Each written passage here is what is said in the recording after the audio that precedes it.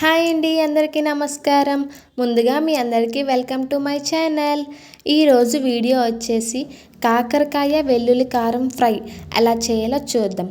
మనం వీడియోలోకి వెళ్ళే ముందు మన ఛానల్ ఇంకా ఎవరైనా సబ్స్క్రైబ్ చేసుకోకపోతే సబ్స్క్రైబ్ చేసేయండి అబ్బా. ఇప్పుడైతే వీడియోలోకి వెళ్ళిపోద్దాం. ముందు స్టవ్ మీద కడాయి పెట్టుకొని కడాయిలోని కొంచెం ఆయిల్ వేసుకొని ఆయిల్ బాగా హీట్ అయిన తర్వాత మనం రౌండ్గా కట్ చేసి పెట్టుకున్న కాకరకాయ ముక్కలు అయితే వేసుకొని బాగా ఫ్రై అవ్వనివ్వాలి. ఇదంతా పచ్చివాసన పోయి మంచిగా కలర్ చేంజ్ అయినంత వరకు కాకరకాయని మనం హై ఫ్లేమ్లో పెట్టుకొని బాగా ఫ్రై చేసుకోవాలి.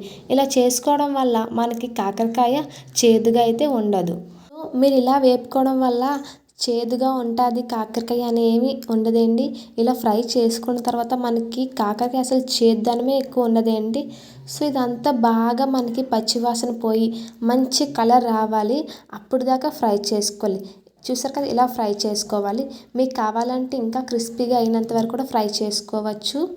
నేనైతే ఈ స్టేజ్లోనే కాకరకాయలన్నీ బాగా ఫ్రై చేసేసి ఒక ప్లేట్లోకి అయితే తీసేసుకుంటున్నాను. మీరు కావాలంటే ఈ టైంలోనే తీసేసుకోవచ్చు, లేదంటే ఇంకా కాసేపు బాగా ఫ్రై చేసుకొని మీరైతే పక్కన ప్లేట్లోకి అయితే పెట్టుకోవచ్చు. ఇలా బాగా ఫ్రై అయిన కాకరకాయ ముక్కలన్నీ ఇప్పుడు మనం ప్లేట్లోకి అయితే పెట్టేసుకోండి. ఆ తర్వాత మనం ఉల్లిపాయలు సన్నగా కట్ చేసి పెట్టుకోండి. ఇప్పుడైతే అదే కడాయిలోకి ఆయిల్ ఉంటే పర్లేదు, ఆయిల్ లేకపోతే ఇంకా కొంచెం ఆయిల్ వేసుకొని సన్నగా తరిగి పెట్టుకున్న ఉల్లిపాయ ముక్కలు కూడా వేసుకొని బాగా ఫ్రై అవ్వనివ్వండి. ఇదంతా మంచిగా మనకి గోల్డెన్ కలర్ వచ్చినంత వరకు ఉల్లిపాయ ముక్కలన్నీ బాగా ఫ్రై చేసుకోవాలి. అప్పుడే మనకి కూర అనేది మంచి టేస్ట్ అనేది వస్తుంది. సో ఇప్పుడైతే ఇలా బాగా ఫ్రై చేసుకోవాలి. మనకి ఉల్లికారం కూడా ప్రిపేర్ చేసుకోవాలి. అదే టైంలో అయితే నేను మీకు ఎలా చేయాలో చెప్తాను. ఇప్పుడైతే కొంచెం జీలకర్ర వేసుకోవాలి, అలాగే కొంచెం ఒక గుప్పెడంత కరివేపాకు కూడా వేసుకొని ఇవన్నీ బాగా ఫ్రై అవ్వనివ్వండి. ఇవి మనకి ఎంత బాగా ఫ్రై అవుతాయో మనకి కూర అనేది అంత టేస్ట్ వస్తుంది. సో ఇదంతా బాగా ఫ్రై చేసుకోవాలి. ఇప్పుడు ఉల్లికారం ప్రిపేర్ ఎలా చేయాలో చూద్దాం. ఫస్ట్ అయితే మనం మిక్సీ గిన్నెలోకి ఉప్పు, కారము, అలాగే ఒక చిన్న ఉల్లిపాయ ముక్క, అలాగే అల్లము, వెల్లుల్లిపాయలు ఎక్కువ తీసుకోండి. వెల్లుల్లిపాయలు దాదాపు 15 నుంచి 10 లోపు తీసుకొని బాగా మిక్సీ పట్టేయాలి, మెత్తటి పేస్ట్ లాగా. ఇప్పుడు మనం బాగా ఫ్రై చేసి పెట్టుకున్న ఉల్లిపాయలు, జీలకర్ర, కరివేపాకులోకి ఇప్పుడు ఆ వెల్లుల్లి పేస్ట్ వేసి బాగా ఫ్రై అవనివ్వాలి. ఇదేనండి మనకి వెల్లుల్లి కారం అంటాము. సో మనం ఇది ఏ ఫ్రై చేసుకున్నా మనం వెల్లుల్లి కారం ముద్ద వేసుకుంటే మనకి మంచి టేస్ట్ అయితే వస్తుంది.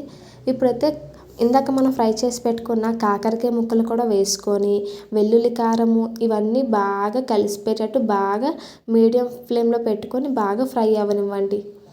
ఇవన్నీ మనకి బాగా కలిసిపోయి బాగా వేగిపోవాలి. అప్పుడే మనకి కూర అనేది మంచి టేస్ట్ అయితే వస్తుంది. చూసారు కదా, మనకి కొంచెం కొంచెం సేపు తర్వాత కాకరకాయ ముక్కలు వెల్లుల్లిపాయ కారాన్ని అయితే బాగా పీల్చుతుంది. సో ఇలా ఈ స్టేజ్లో మనం సిమ్లో అయితే స్టవ్ అయితే పెట్టేయాలి.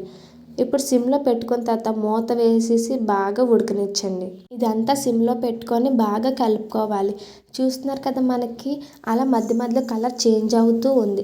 మనకి ఇంకా దగ్గర పడితే మనకి కాకరకాయ వెల్లుల్లి ఫ్రై అయితే రెడీ అయిపోయినట్టే. మీకు ఇలా కావాలంటే ఇప్పుడే దించేసుకోవచ్చు. ఇంకా దగ్గరికి కావాలనుకుంటే ఇంకా కొంచెం బాగా సిమ్లో పెట్టి బాగా ఫ్రై అవ్వనిస్తే ఈ కాకరకాయ వెల్లుల్లి కారం అయితే రెడీ అయిపోయినట్టే. ఇంక స్టేజ్లోకి రాగానే స్టవ్ ఆపేసుకోండి. మనకి కాకరకాయ వెల్లుల్లి కారం అయితే రెడీ అయిపోయింది.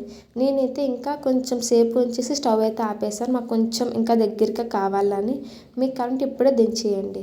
సో ఇప్పుడైతే నేను స్టవ్ ఆపేసి పక్కనైతే పెట్టేసుకున్నాను. చూస్తారు కదా ఎంత బాగా వచ్చిందో కాకరకాయ వెల్లుల్లి కారం. వేడివేడి అన్నంలోకి వేసుకొని తింటే సూపర్గా ఉంటుంది. మీరు కూడా ట్రై చేయండి. ఎలా వచ్చిందో నాకు కామెంట్ చేసి పెట్టండి. ఇంకా మన ఛానల్లో మంచి మంచి వీడియోస్ అయితే వస్తాయి. సో మీరైతే మన ఛానల్కి సబ్స్క్రైబ్ చేయడం అస్సలు మర్చిపోకండి. సబ్స్క్రైబ్.